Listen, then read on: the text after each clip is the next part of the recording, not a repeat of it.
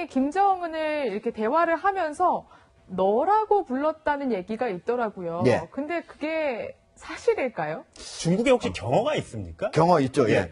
중국에는 우리하고 달리 이렇게 존칭어가 별로 발달돼 있지 않아요. 예. 오히려 우리의 존칭어가 중국에서 오지 않았을까 이렇게 생각했지만 실제로 중국은 다 이제 일반 평어로 이렇게 얘기하는데 예. 유일하게 이제 너는 니고요. 니. 그다음에 당신 이렇게 좀 존칭을 할 존칭하는 때는 거. 닌 그러거든요. 닌. 닌. 예, 아, 닌. 네. 예. 그런데 이제 사실은 공식 석상에서는 너라는 말은 잘 쓰지 않아요. 이 내용을 보면은 제가 주석에 다시 선출됐을 때 가장 먼저 당신의 축전을 받았습니다. 네. 이런 얘기거든요. 그걸 이제 나라고 하는 어하고 중국어로 또 이제 너라고 하는 니를 썼는데 사실은 공식 석상에서는 쓰지 않는다. 다만 일반적인 우리 친할 때는 친근하면은 나이가 많은 사람이건 예. 적은 사람은 친근감의 표시로 하지만은 사실 여기는 유교적인 자리잖아요. 그렇죠, 그래서 그렇죠. 매우 이례적으로 썼다. 그래서 이례적이죠. 시진핑 주석이 친근감을 표시하려고 설령 썼다 한들 매우 이례적이다. 네, 그래서 그렇군요. 사실은 이제 또 신화통신이 그걸 보도를 할 때 김정은이 시진핑 주석을 지칭할 때는 거기다가 닌으로 써놨거든요. 아. 예. 여긴 그러니까 거기서 뭐 당신이고 여기는- 우리말로는 당신이라고 했는지 뭐 예, 주석으로 했는지 저 모르겠지만 주석 직함을 불렀다면 주석 그대로 썼을 것 같은데 어쨌든 뭐로 우리말로는 했는지 모르겠지만 거기다 존칭을 해놓은 걸로 봐서 약간의 신화통신이 의도적으로 아, 예. 그 용어를 사용하지 않았을까 예. 이런 생각도 듭니다. 그 의도적이라는 게 이 영상으로도 확인될 수 있는데요. CCTV에서 쓰는 김정은의 영상을 보면요. 받아 쓰는 모습이 있습니다. 그러니까 시 주석이 뭔가 얘기하면 우리나라 적자생존이란 말도 있었는데 이렇게 김정은이 뭘 받아 적는 모습이 나옵니다. 하지만 어제 조선중앙TV에서 공개된 이 김정은의 모습은 같은 장면인데도 불구하고 말하거나 경청하는 것만 보이거든요. 이것때 그러니까 중국에서는 우리가 더 큰 나라다. 북한에서는 김정은이 허탕하게 찾아갔다. 뭐 이런 걸 좀 강조하기 위해서 의도적으로 편집해서 서로가 보여주는 게 아닌가. 같은 그렇죠. 장면인데. 저것도 충분히 그렇다고 볼 수가 있는데요. 이번 같은 경우에 북중 정상회담에 CCTV가 보도하는데 무려 14분을 보도했었는데 예. 왜? 네. 3,500자를 다 읽었거든요. 아. 이 북중 정상회담 공식 발표는 3,700자는 엄청나게 긴 글자입니다. 대개 우리 같은 경우에 한중 정상회담 했을 때 글자 수가 1,263자에 불과했거든요. 그러니까 얼마나 큰가 이렇게 알 수 있는데 저기에서 김정은이 이렇게 자기가 이렇게 예. 메모하는 모습은요. 북한에서는 한 번도 본 적이 없잖아요. 감히 국방위원장, 그렇죠. 노동당 위원장이 다른 사람 얘기를 여기다 이렇게 쓴다 하는 그렇죠, 거는 그렇죠. 그거는 있을 수 없었는데 북한에서도 저 의도적으로 많이 저 부분을 편집해서 중국에서도 그걸 보였다고 볼 수가 있는데 과연 김정은이 똑같은 거의 비슷한 나이대에 문재인 대통령을 만났을 때 문재인 대통령이 얘기할 때 저걸 메모를 어떻게 하는지 이거를 보면은 문재인 대통령 김정은이 상대를 좀 존중해서 나이가 그렇군요. 있으니까 거의 뭐 30살 차이 예, 나지 않습니까? 예. 네. 그러니까 30살 이상 차이가 나니까 그랬는 건지 아니면 아닌 건지를 예. 볼 수가 있다고 봅니다. 지켜보겠습니다. 다만 예. 저 장면에서 저게 이제 정상회담이거든요. 예. 저 중국 측은 7명이 앉았고 북한 측은 5명이 앉았어요. 네. 그런데 저 왼쪽에서 이렇게 시진핑이 앉았던 모습에서 왼쪽에서 보면 시진핑이 세 번째에 앉았어요. 마찬가지로 김정은도 그쪽 세 번째 앉은 자리에 예. 맞대면을 이렇게 한 거거든요. 예. 그런 걸 보면은 시진핑이 오히려 거기에서 김정은, 즉 자기가 네 번째에 앉아야 정중앙이거든요. 네, 네. 양쪽으로 네, 보면 네. 그러지 않은 거는 김정은을 오히려 좀 어느 정도 대우를 했다라고 예, 볼 예. 수가 있습니다. 자, 마지막으로 리설주 얘기 좀 해보겠는데, 리설주가 처음으로 이제 해외 나들이, 해외 국빈 방문에 이제 비공식이지만 따라갔습니다. 그래서 중국에서 굉장히 인기가 있는 모양입니다. 오죽하면 우리나라에서 가장 인기 있는 여배우 중에 한 명인 송혜교 씨를 닮았다. 송혜교만큼 이쁘다. 라는 얘기까지 돌까요? 어쨌든 나이가 지금 우리 나이로 이제 30 정도 되는데 옛날에 비해서는 참 앳됐던 모습이 지금은 좀 많이 중후해진 모습을 이제 보여주고 있습니다. 지금은 정확하게 지금 자녀를 몇 명을 출산했는지 뭐 이남 일녀, 일남 이녀 얘기가 있습니다만 새 엄마의 어머니인 경우에 좀 많이 좀 달라진 모습을 보이고 있습니다. 하여튼 중국 네티즌은 김정은보다는 훨씬 더 리설주에 관심을 보이고 있고 정상국가라는 그 이미지 측면에서는 이번에 좀 북한 입장에서는 좀 성공을 거둔 게 아닌가 싶습니다. 네, 방금 취재기자 얘기를 들어보니까 검찰이 안희정 전 지사에 대해서 구속영장을 재청구할지 결론을 못 낸 것으로 지금 전해지고 있거든요. 현재 상황상. 그런데 법 쪽에서는 결국 재청구 못할 거다. 결국 구속하지 않고 재판까지 가게 될 거야. 이런 관측이 좀 많은 것 같아요. 혹시 그 이유가 뭔가요? 그러니까 애초부터 사실 영장이 조금 나오기는 어렵지 않았나라는 관측도 있었어요. 그러니까 네. 만약에 이 대상자가 안희정 전 지사가 아니라 일반인이라고요. 일반 사업체를 운영하는 사장과 어떤 여직원의 관계였다고 하면, 사장과 비서 관계하면 과연 검찰이 영장을 청구했을까? 아마 이런 얘기들이 좀 있었어요. 안전지사기 때문에 경찰에 좀 더 영장을 청구하고 법원도 조금 자세히 본 것 아닌가 하는 그런 얘기들이 나왔었는데 왜 그러냐면 이 업무상 위력이랑 간음이라는 것들이 사실은 실형이 나오는 경우가 많지는 않습니다. 네. 법정형 자체가 최대형이 5년이거든요. 네. 최대가 5년이라고 하게 되면 한 번 장량 감경하면 2년 6개월, 2년 6개월은 집행유예가 가능한 사안입니다. 예. 여기다 통계를 내보면 업무상 위력에 관한 간음은 실형 선고된 얘기가 거의 없거든요. 유죄 선고된 케이스가 그렇게 많지는 않습니다. 그만큼 입증이 쉽지 않다는 거예요. 일반 성폭행 사건과 다르게. 그렇기 때문에 과연 유죄 입증도 그렇게 용이하지 않고 설사 유죄가 된다 하더라도 실형 살 확률이 낮은 범죄에 대해서 애초부터 법원에서 구속영장을 발부할까에 대한 어떤 회의적인 시각들이 있었던 것이고 예.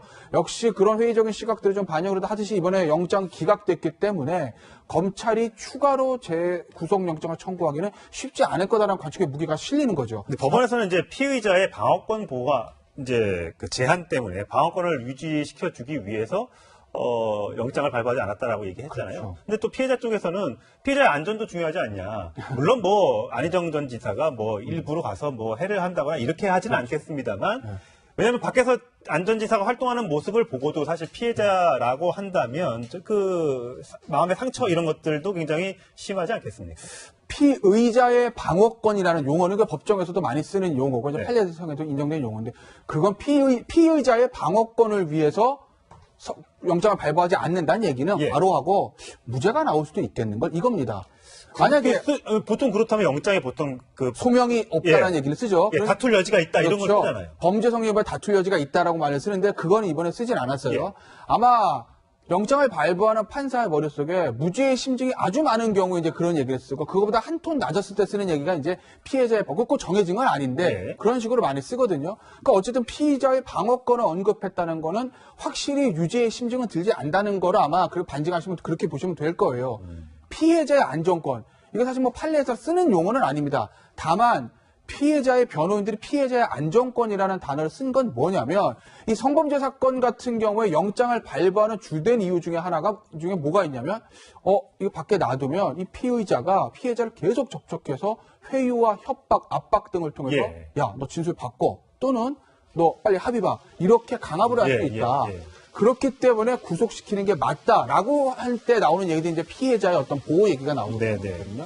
결국 이제 피해자의 변호인들이 그 피해자의 보호 얘기를 든 건데 피해자의 보호도 중요하지만 그거보다 가장 상위 개념이 있는 게 과연 이 범죄가 성립할 가능성이 있는가? 예. 유죄 성립 가능성이 있는가? 이 부분입니다. 유죄인지 무죄인지 조금 애매하다.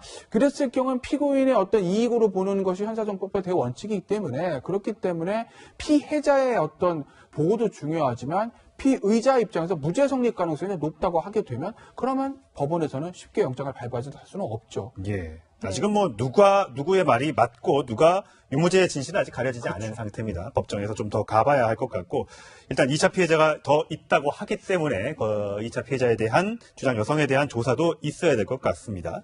자, 안전지사 굉장히 많이 수척해진 모습으로 어제 새벽에 나왔죠. 그 모습 한번 다시 보고 얘기를 이어가겠습니다. 구속이 되든 안 되든 제가 다 잘못한 일이지요. 하고 재판 예. 준비 계획이 있으시다면 아닙니다. 지금 다른 말씀 못 드리겠습니다. 네, 충분히 소명하셨다고 보세요? 거기까지만 말씀드리겠습니다. 그 피해자와 고소인들이랑 국민들에게 한마디 좀 해주신다면. 말씀드렸던 건 지금 다 제 불찰이고 제 잘못입니다. 부끄럽습니다. 국민 여러분 죄송합니다. 용서해 주십시오. 혐의는 여전히 부인하시는 건가요? 여기까지 하겠습니다. 네, 만약 검찰이 영장을 재청구하면 다시 한번 안전지사가 저렇게 법정 앞에 서야 되는 셈인데 일단 첫 번째 영장, 그러니까 이번에 기각된 영장 같은 경우에는 김지은 씨, 성폭행을 당했다고 주장하는 2명 중에서 김지은 씨만 추가를 했잖아요. 근데 그 이유가 검찰이 김지은 씨만으로 굉장히 자신감이 있다 이렇게 얘기를 했거든요. 네. 근데 만약에 이 두 번째 피해자까지 영장에 확정되면 결과가 달라질 가능성, 그리고 왜 사실 앞선 영장에는 왜 두 번째 피해자는 포함하지 않았는지 이것도 굉장히 의문이거든요. 그렇죠. 이제 왜 두 번째 피해자의 얘기를 뭐 조사하는데 오래 걸리지도 않을 건데 왜 포함을 시키지 않았는지가 가장 관건인 거죠. 사실 뭐 검찰 같은 경우에 뭐 여러 가지 수사, 특수수사 같은 경우에 뭐 시청자도 보셨겠지만 이것저것 다 있는 건 다 해서 영장을 청구합니다. 왜냐하면 확률을 높이기 위해서는 범죄 하나보다 두 개보다 세 개가 아무래도 영장 발부하는데 쉽지 않겠습니까? 그리고 혐의 있는 건 다 조사해서 영장에 담는 것이 일반적인데 이번에 2차 피해자는 두 번째 피해자는 넣지 않았어요. 예. 관측은 두 가지인 거죠. 두 가지 중에 하나일 겁니다. 첫째는 앞서 이제 성시원 앵커가 언급했듯이 야 김지은 씨 하나만 들어 충분히 나와. 근데 뭐 굳이 뭐 하나 더 넣을 필요 있어. 이게 일설. 예. 법조계에서 이제 얘기하는 설이에요. 예. 두 번째 설은 이거 두 번째 피해자는 이게 범죄 성립이 안 될 것 같은데 괜히 이거 넣었다가 앞에 있는 김지은 씨 것도 망가지는 게 아닐까? 그러니까 그나마 확실한 김지은 씨 거 하나만 가져가자. 이렇게 했을 가능성 두 개 중에 하나입니다. 설입니다. 설이에요. 네. 두 개, 뭐 속마음은 검찰만 알고 있겠죠. 두 개 중에 하나일 건데 뭔지 아직 확실하게 나오진 않았어요. 그런데 일설이라고 하면 만약에 김지은 씨 것만으로도 충분했다고 생각했는데 영장이 안 났다고 하게 되면 이제 두 번째 피해자를 다 추가해서 다시 예. 재청구할 겁니다. 네. 그런데 그게 아니라 이설인 경우 두 번째는 정말 이거 범죄 성립이 안 될 것 같은데라고 얘기하면 그럼 재청구 못하죠. 그렇군요. 그러니까 검찰이 앞으로 재청구 두 번째 피해자를 추가해서 재청구를 할 것인지 아니면 그냥 이대로 불구속 기소를 할 것인지를 보시면 아까 제가 말씀드렸던 법조계에 지금 나오고 있는 일설, 이설 중에서 어느 게 맞는지 예. 판단이 가능하실 겁니다. 자, 안전지사가 이제 미투 폭로 이후에 사퇴한 게 벌써 한 달이 다 되어 갑니다. 그런데 현재 관사에 안전지사의 짐들이 그냥 그대로 남아 있다고 합니다. 뭐 내용, 안에 있는 물건들이야 의류책, 이런 개인 물품들과 공공 물품들이 있겠죠. 어쨌든 충남도청에서 일하고 있는 사람들조차도 안전지사 때문에 굉장히 마음의 상처를 많이 입었잖아요. 그런 물건들을 좀 정리해줬으면 하는데 아직 이게 사퇴를 했다고 해도 법적인 처벌을 안 받았기 때문에 안 빼도 되는 겁니까? 사실 법적 이제 사퇴를 했기 때문에 사실 뭐 도의에서도 이거 처리가 된 것으로 예. 알고 있거든요.